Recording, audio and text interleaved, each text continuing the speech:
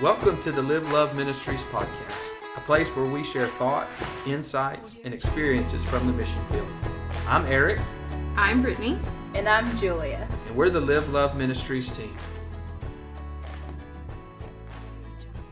Welcome back to the Live Love Ministries podcast. Thank you for joining us for the second half of this two-part conversation we've called Forced to Flee, a Refugee Story.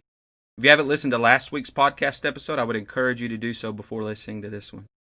Brittany and I are sitting down with Victoria and Shakina, two of our daughters, and we're continuing our conversation today.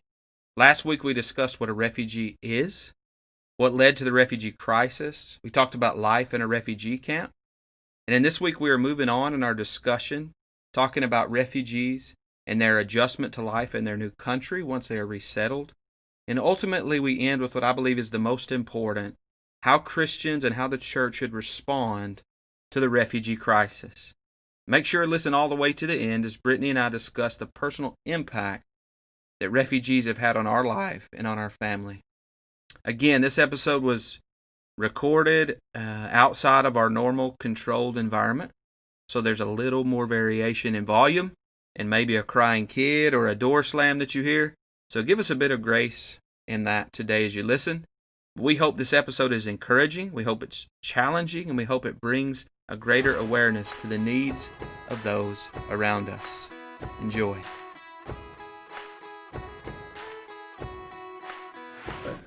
All right, so let's kind of transition. We talked about life. We talked about Congo. We talked about life in a refugee camp, and we talked about the struggles there, but also the hope. And so, if families are fortunate enough to be resettled in the United States or other countries, let's talk a little bit about that. What life is like when you first come.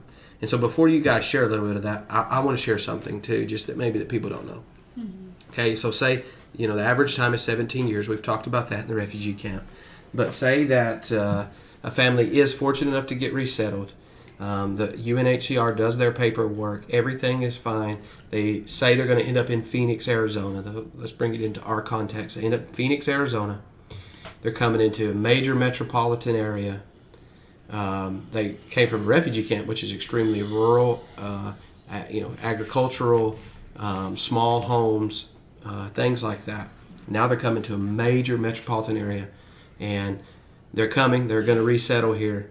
And so they come, though. They don't just come and everything's easy and perfect for them. Now I'm here. Mm-hmm. They actually come in debt, right? Like, it costs money to get refugees, say, from Malawi. So they have to take an airplane from Malawi somewhere else to get here. Mm-hmm. What most people don't realize that when refugees come, welcome to America, here's your bill for your plane ticket. Mm-hmm. It costs you and your family. So if you had 5 people in your family and the plane tickets were $2,000 a piece, you're looking at $10,000 in debt the day you step off an airplane. Yeah. Yes. And so people a lot of times will be like, oh, refugees are freeloaders, or they're just getting free things. No, it's, by the way, you're in a new country. Most refugees don't know the language. Mm-hmm. Here's your bill. Here's your debt you owe. Mm-hmm. Now, and most refugees, depending on what agency they come through, have a certain amount of time that they have to find a job, to learn the language, and to be fully functioning in the new society. So I want you to think about this if you're listening. You've left your country originally, your home country, everything you've known, your family, your traditions, your culture, your friends, the place you grew up, grandma's house, the places you had your Sunday meals, the things that made you thought. You went to a camp, you spent time there, developed a new culture, new friends, new family, new home, and then you move again. But this time you're moving into a major metropolitan area where you don't speak the language, where you don't know how to get around, you don't know how to read your mail, you don't even know how to get your mail, You can't drive, so you got to navigate mass transit systems like buses and things like that. And you're in debt, and you have a certain amount of time to find a job, get your kids in school, and everybody function like a normal American family. It is nearly impossible. Yes. And so I don't want people to get the idea that refugees just show up, and everything's good. Yes. I've seen refugees like week 2, and they haven't left their house yet because they're so scared. They just don't know how to get out. Mm-hmm. And I'm from America, and first couple times in a really big city that's new to me, I'm nervous. It's like, how do I get around the city? Could you imagine? Yeah. Phoenix metropolitan area has like 4.5 million people, right? And huge buildings and sections of towns that are 45 minutes, an hour apart, and you got to find a job, but you can't speak the language. And so that's kind of the premise that people are walking into. That's where we often have the time to minister to people and speak into their life, is during that time of, oh my goodness, what am I going to do? So as you were talking, it reminded me of something.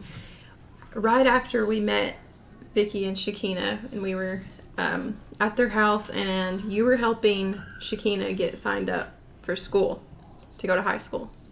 And I remember figuring out that for her to get to high school, she had to ride public transportation in Phoenix. And I myself was almost having a panic attack, thinking about having to navigate the public transportation system to go to high school. That was just out. I never had to do that myself. And still, as an adult, I would be nervous having to do that. And when we found that out, I was like, oh my goodness. I got nervous for her. We have to figure out a different plan for this. I remember that first day, Shakina going to school. I drove her to school, and we stopped at Jack in the Box to eat. And everybody just looked at me like, what do we do? Order some food. What do we order? Whatever you want.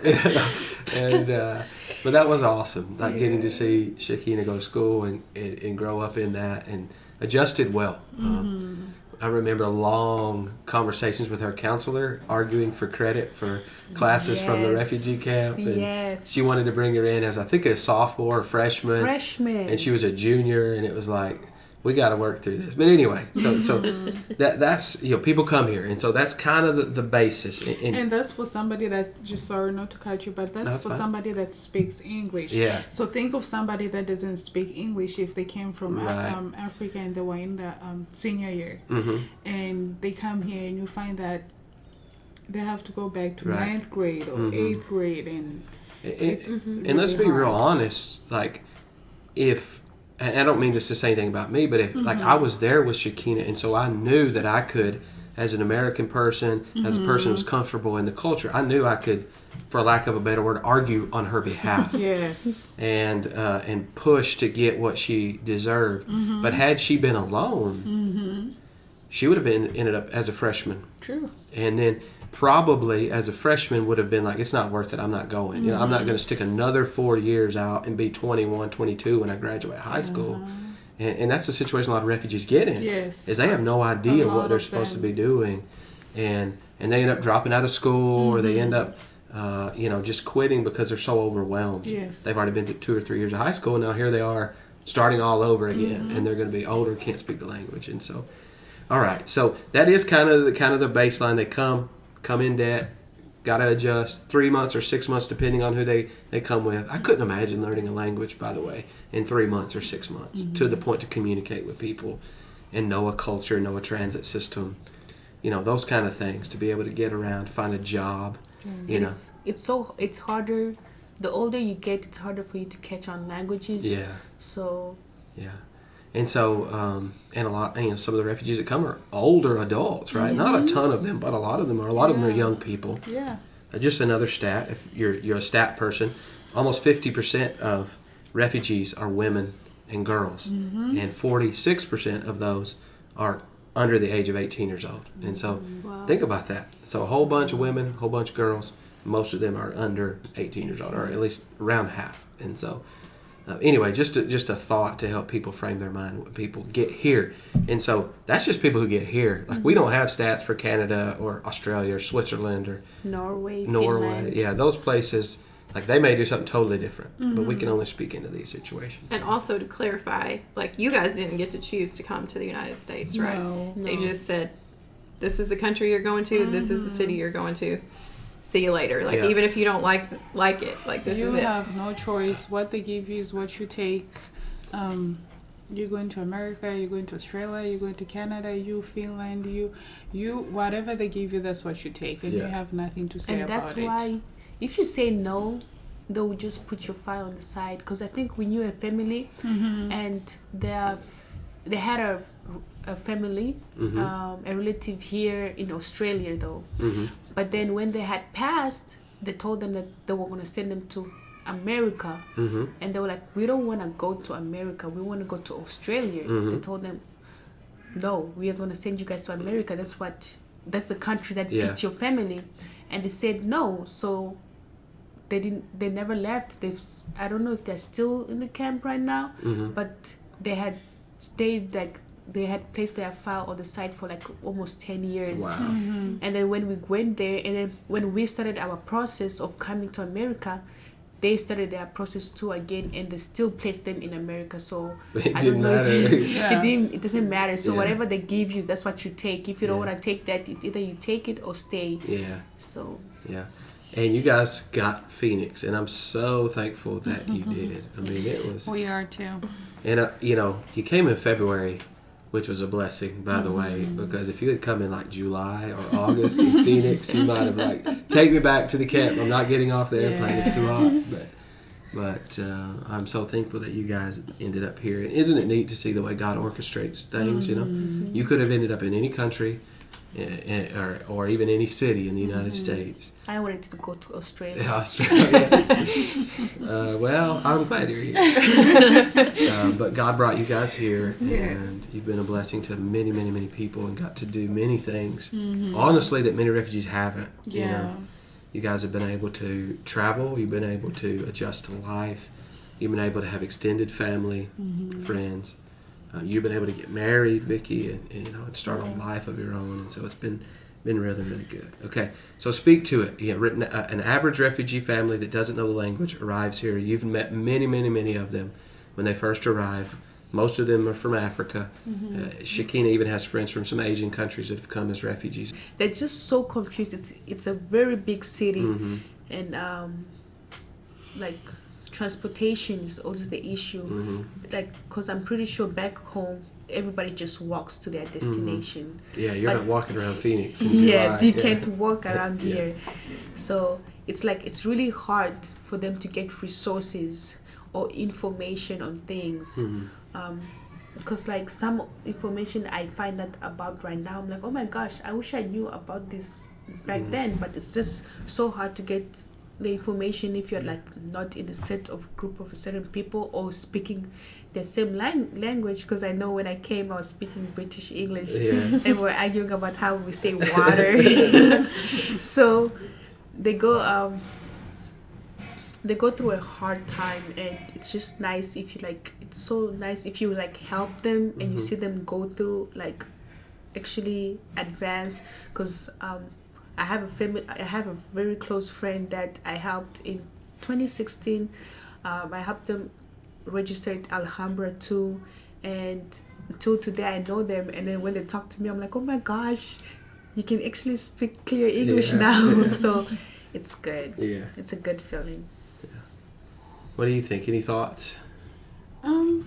She said pretty much everything. But yeah, it's really hard when people get here. Like on your first day, like they put you in an apartment.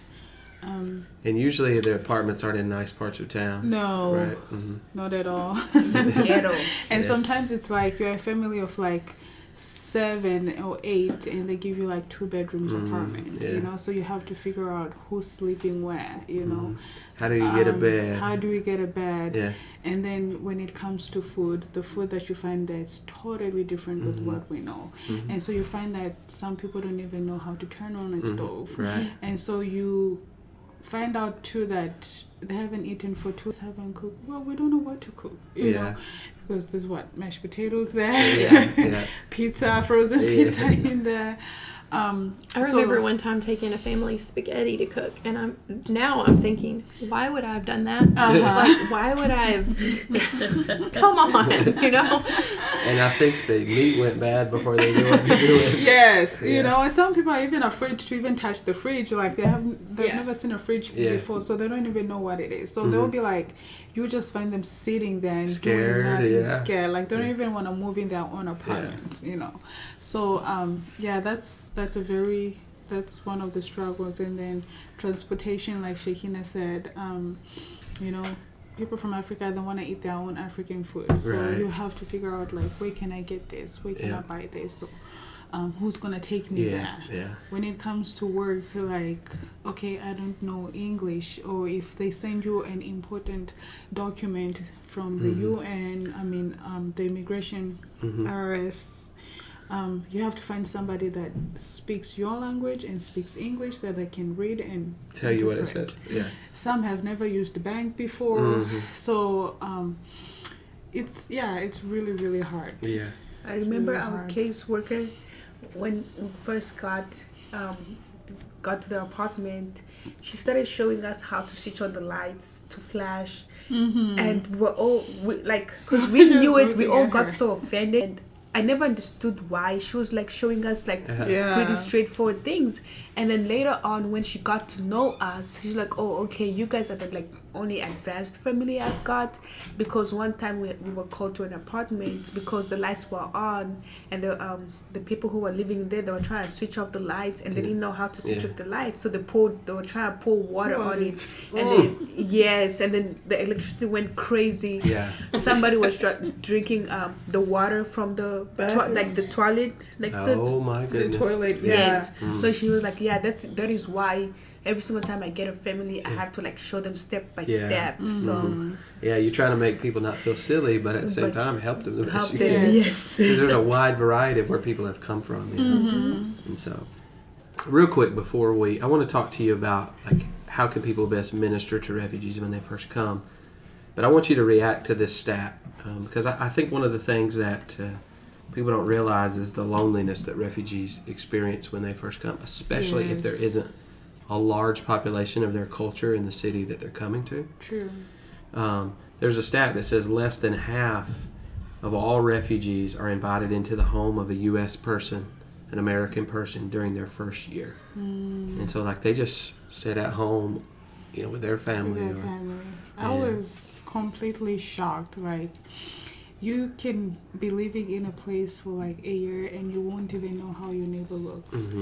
In Africa, like the same day you move into a place, you already know your neighbors. Like they just come and welcome you, bring you stuff. Oh, I live over there. If you need salt, just let me know. I live over there. If you need a tomato or onions, just let me know.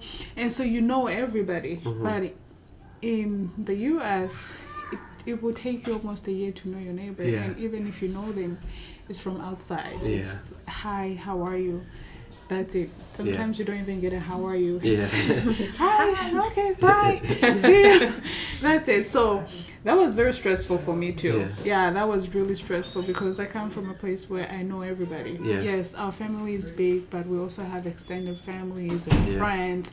We had friends that we took as families in, so it was really stressful for me too, because all I knew is the apartment, stand outside the balcony and just see people run around, or kids, or the neighbors leaving. Some will look at you weird, some will give you a hi, and that's it.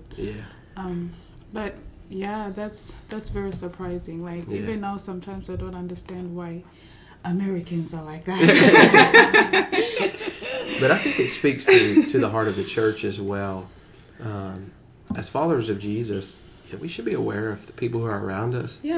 And be open to bringing people into our life. And that's kind of where I want to go next is how to best minister to refugees. Because if we know stuff about refugees, but we don't know how to minister to refugees, if we don't have a heart to reach them, then I think we're missing out on one of the big hearts of God. And one of the aspects of the gospel is to reach people. Obviously that the gospel is good news, and it's not just good news to us, but it's something that we should live and breathe and share with others.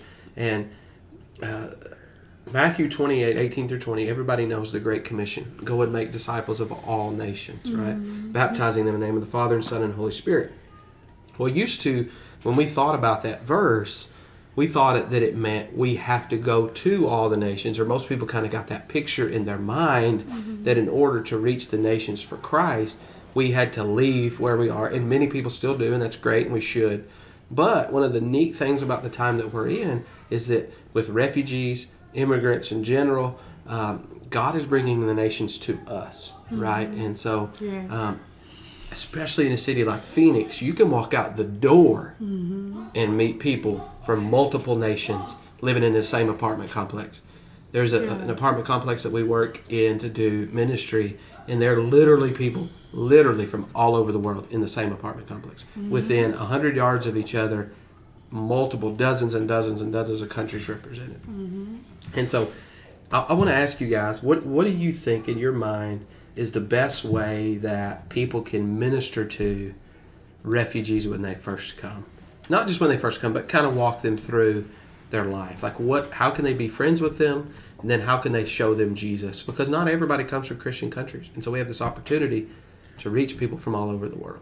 And so how can people best minister to them, best show them Jesus when they first arrive, and then walk with them through their life?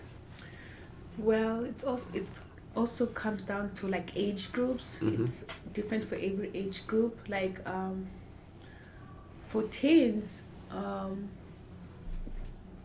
Africans are really like refugees. Let me say, are really very social people because we come from a social place whereby we talk to everybody. We do not pick who we talk to. So like I have friends from like every single like country. I feel like I have a friend from there. So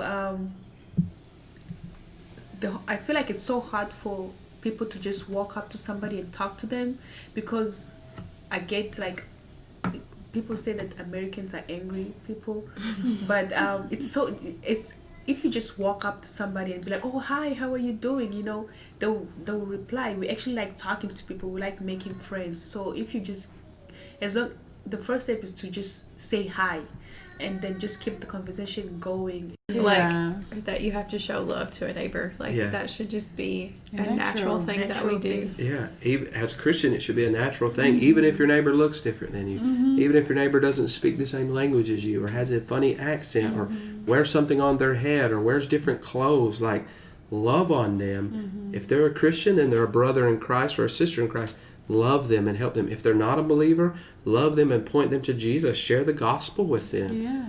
Because one thing that I've realized is that every refugee who comes here still has family in other countries. Every single one of them. And has friends in other countries. So you take a non-believer, a refugee who comes here not as a follower of Jesus, right? They encounter a Christian. Christian shares the gospel with them, shows them Jesus, loves them, and is able to lead them to Christ. That refugee has the potential now, because they have family in other parts of the world, they're going to call their friend back in Africa or Asia or the Middle East and say, I follow Jesus now. Yes. And so by reaching that one refugee in one city, in one town in America, you have an opportunity to impact the world, because maybe they call back to their friends in the refugee camp and tell them, and then they share the gospel with them, and then those refugees get resettled in another country, and now they go there as Christians and take the gospel with them. And so it isn't just be friends to them, it's love them like Jesus would love them, and watch what God can do through loving your neighbor. Definitely. Being hospitable. I would give an example of you, you know. Yeah. We mentioned, even though you were not our neighbors, we were far away, like an hour from each other, but the way you welcomed us and showed us around and helped us around, and just because you knew us, or we got to know you, now you know a lot of people in Africa. Right.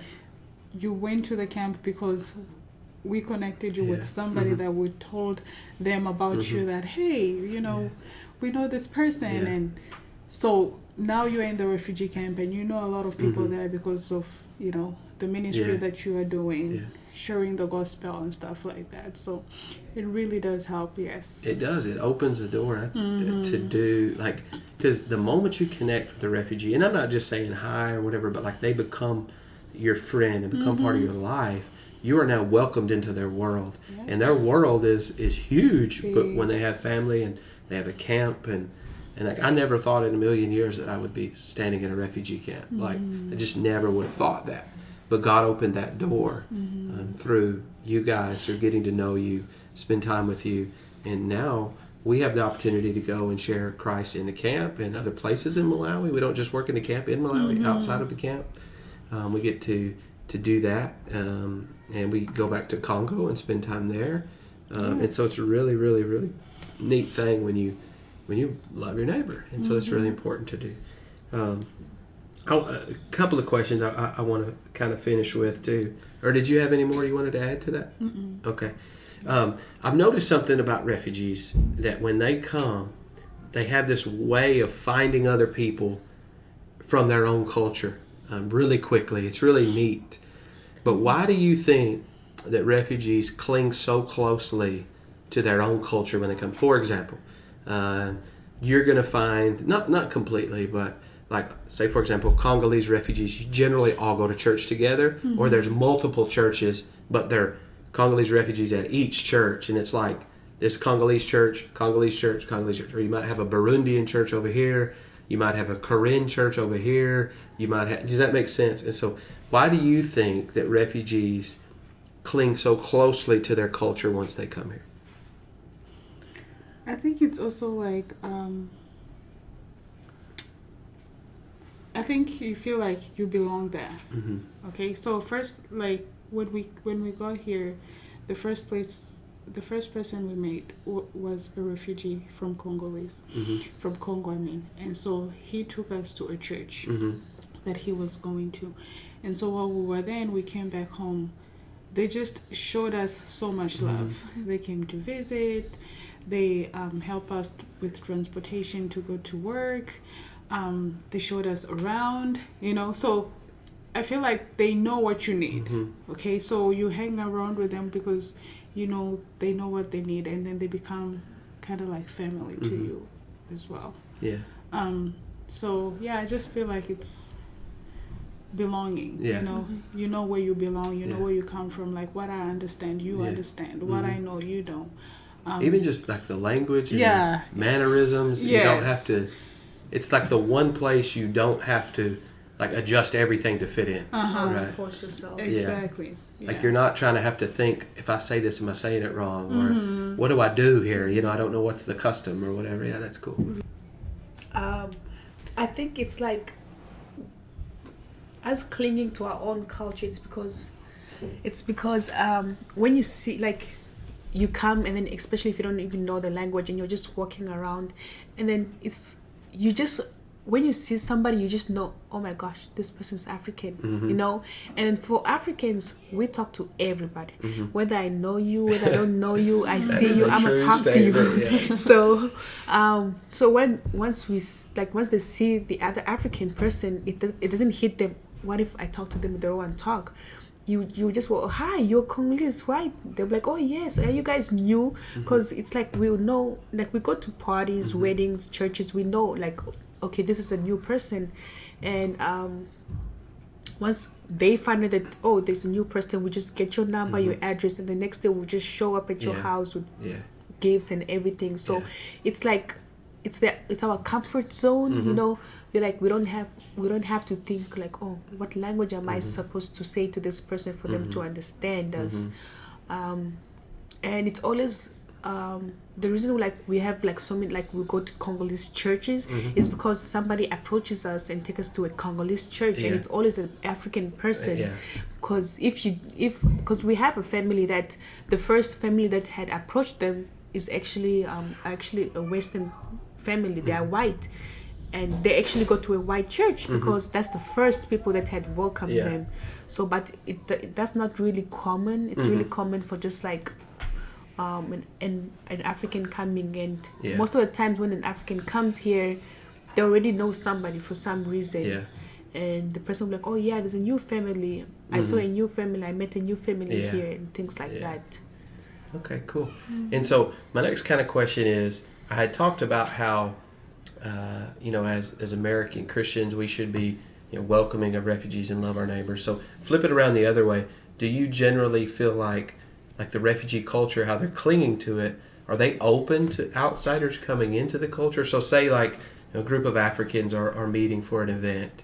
Are they generally open to have non-African people there, welcome into their world? We love it. We just love seeing them in our clothes, trying our food, dancing our music. So yeah, we are very. I think with us, refugees, just like Shakina said, we come from like a very social place. Like we are open with like sharing whatever we have. So whether it's culture, whether it's food, clothes, like we just want to show you whatever we know. So, you know, we welcome you, like we give our all to you, you know. We are not trying to show you that we are perfect or we don't want to embarrass ourselves, no. So if this is what we eat, here you go. This is fufu. Let's eat fufu. This is what we dress. Okay, here you go. This is how we dress, you know. So we are very open to just welcome everybody into the culture. Whoever's willing to learn, we'll teach you. Yeah, that's awesome. Yeah. And I can speak firsthand that is true. I've been to every Congolese church, I think, in Phoenix, and I know many Congolese refugees, and it just becomes normal, if you will, like to see you there. And so I can encourage the people who are listening, if this pasty white guy that originally is from Kentucky can fit in with refugees.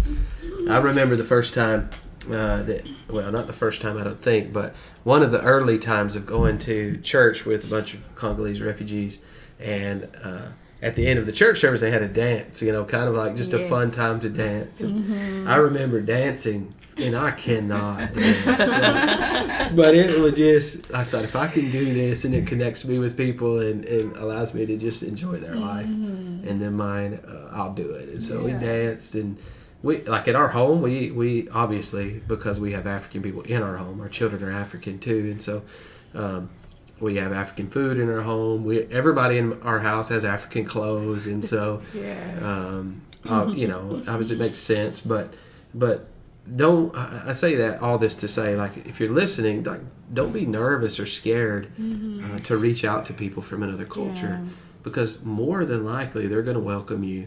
And more than likely, not very many people are reaching out to their culture, to their people anyway. And so they're going to enjoy having you there. If nothing else, just teaching you about them, because refugees have come as learners, and all they ever do is learn. And all they ever do is have somebody tell them what to do and how to be and what to say.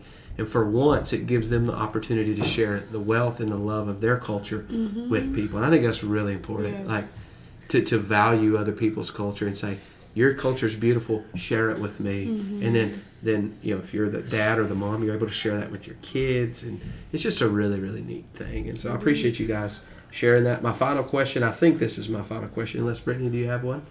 I don't. My final question is this, kind of a fun one. So now, as African refugees, what is it like being part of a white family too now? You came thinking you were always going to be part of a black family, and then now you are part of a white American family. Our family photos from weddings and just getting together always look so funny. Yeah, it we does. get weird we can't go to restaurants now because of Corona, but when we would go to a restaurant, The looks. like, people almost get up and leave because it's like we have, and our listeners know, we have obviously white children, we have native children, we have African children, some big, some small. It's like we have this, people ask us, we have, All you type know, of ages all kinds too. of crazy stuff. So what is it like now for you guys being a part, not just of an African family, but a white family too? Like you said in the beginning about how you have such a big family that you don't even bother trying to explain it. Yeah. But as it's opposite, because we actually have to explain it. Because sometimes when I'm FaceTiming you at school, and then they see you on the phone, and after you get off on the phone, they're like, "Who was that?" I'm like, "Oh, it's my dad." "Oh, your dad is white?" I'm like, yeah, my dad is white and he's black. So, you know, it's very funny, and some people like give you such an expression like, what are you talking about? I remember when I had a hard time with this one teacher who was giving me a hard time, and I had taken you. Yeah. I remember. And when you had left later on, she's like, "Shakira, I didn't know your dad was white," and I was like, "Yeah, he's white. Yeah, I have a white dad." And then my friend was like, "Oh, now that explains why you are so light. I never understood." And I'm just like, "Yeah, I'm light skinned because my dad is white. What do you expect?" "Oh, so you are mixed." I'm like, "No, I am black." "No, you are mixed. Your dad is white." I'm just like, "Okay, whatever you believe, let it be like that." So it's pretty fun and thrilling, because I'm just like, wow. Yeah, for me it's funny and interesting at the same time, because I feel like sometimes it's like you always have to explain, like, how is your dad white, or how, well, we just family. Well, Yeah. we became family through this and this. So you always have to, like, explain to them, like, okay, this is how we became family. So this is why I call him dad, you know.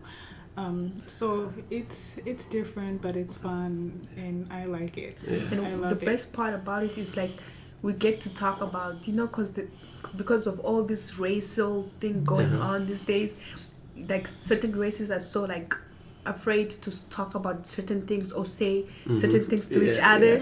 So, like, I remember when like, way before we got super close and everything, I was calling one of my sister fat, and you like, you don't call her fat. And I'm like, it's okay. So now it's just like regular. So like, we have conversations like with each other that's regular, like, white people, black people outside of us wouldn't have. Because like, sometimes when I'm talking with my friends and they're like, Shakira, you can't say that because you have a white family. I'm like, even if they were standing here, I would say it because they know I would say it. It's like they would understand. They are very free with having this conversation. Because I remember one time, Desire, one of my friends, you've met her, we were talking about races and everything, and then she had asked me a question and I didn't have an answer to it, and I'm like, oh, a white person would answer you that question. And I grabbed my phone. I was like, let me call you. Let me call my.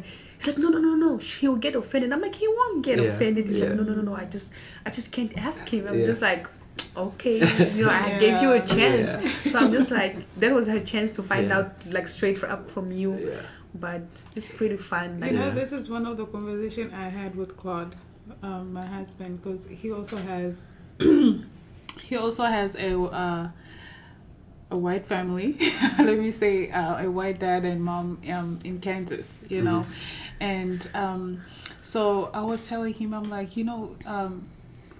what your white family have experienced and what my white family has experienced, like, it's different. Like, things that I would talk to my dad about and things that I would say, like, he will know how to understand them compared to your dad and your mom, because they've been to Africa, like, they know what we think, and they've been around Africans a lot, so they know our culture, they know the way we communicate, and when we say something, it's not like we mean it in a bad way, but it's, we're just saying it the way it is, you know. Unlike your parent, they wouldn't understand that it's going to be offensive to them, so sometimes you have to sugarcoat it, or don't say it exactly, or find a different way to say it. But with my dad, I can just say it the way it is. That is true, and she does. Like, and he will understand. But it's really cool. I love our family, and people probably get tired of hearing us talk about it, but I really do. When I see a family photo, and we don't, now that everybody's growing up and married, some of you are married and stuff, we don't always all get together like we used to, but when we all do get together, we take a picture together, or we have a family meal together, whatever, I just stare and sit back and go, man, God is good. Like, it's a picture to me of the kingdom of God, people who come together from all over the world, all different cultures come together, and we unite as one family. Like, we never, like, no one ever feels like they're on the outside of the family. Like, it's not like, well, we have biological family here and white family here, black family, brown family, and everybody's separate. It's like, we're just family. Even right now, the noise you hear outside of our podcast room is our family playing together, right? And so people will look at me like I have grandchildren because of you guys, and people will look at me like, are you the world's youngest grandfather? Yes, I am. Yes, you are. But not really. I technically would be old enough, I guess. But it's just amazing. And I'm so thankful for you guys and appreciate your hearts and the way you share your life with us, and we're able to share with you guys, and we will for many, many years to come. Like, as you were saying that, just to put that in perspective, I think you said earlier there's like 60 million refugees. 1% of those get resettled. We don't know what the resettlement is based on each country or city. We don't know those stats, but just to think about just that stat in general, like 1% get resettled, And then they got resettled to the United States, which they didn't get to pick, and to Phoenix, which they didn't get to pick. And just like, there's no other explanation of how our family became family other than God. You know, like we couldn't have tried it on our own. Like it would never have worked. And so just to think through that is like just really neat, and how we get to just experience life together and watch Vicky learn to drive a car and be scared to death. That was scary. While we're driving down the road. Yeah, that was scary. You know, see Shakina go to prom and high school, graduate high school, and Mamu have baby-o. You know, I got to be in the delivery room. Yeah. And, awesome. You know, that was just amazing in itself. And now Vicky's having a baby. Mm-hmm. Surprise! If you didn't know that. Sorry, I don't know if I was supposed to say it or not. She showed. Anyway, this is our podcast, so we'll say whatever. And so she's having a baby in a month, and it's just neat to just see our family come together and then grow up, and how that looks. And so we're just so thankful to God for how He worked all things together for our good. Yeah, and if you know me, I'm not an overly emotional person. I don't cry much or anything. But I remember one time I lost it. Like, Mamu was getting married, and we were having a traditional wedding kind of thing. And she was coming down to, like, do this cultural thing. And she's coming down the stairs. And Brittany had to take a part in the little ceremony, and I had to take a part in it, but I couldn't even speak. I was just like overwhelmed. Here we are, all of our family together. Everybody was together, and we're sitting there, and we're getting ready to send somebody off to be married, and it's like, we're playing a part in this. How did this happen? And it was like somebody called on me to pray, and I couldn't even speak. I couldn't even get the words out because I was crying the whole time, thinking how awesome God is that He brought our family together. And Vicky gets married, the same thing. I'm just an emotional mess, and I can't even. Oh my goodness! And so, but it is amazing to see how God has brought this together. And so, an encouragement to anybody that's listening. Like, there's no end to what God can do if you just love your neighbor. And don't put your family in a box like, this is my family and this is all it's ever going to be. God may grow it and do things with your family that you never imagined. So. True.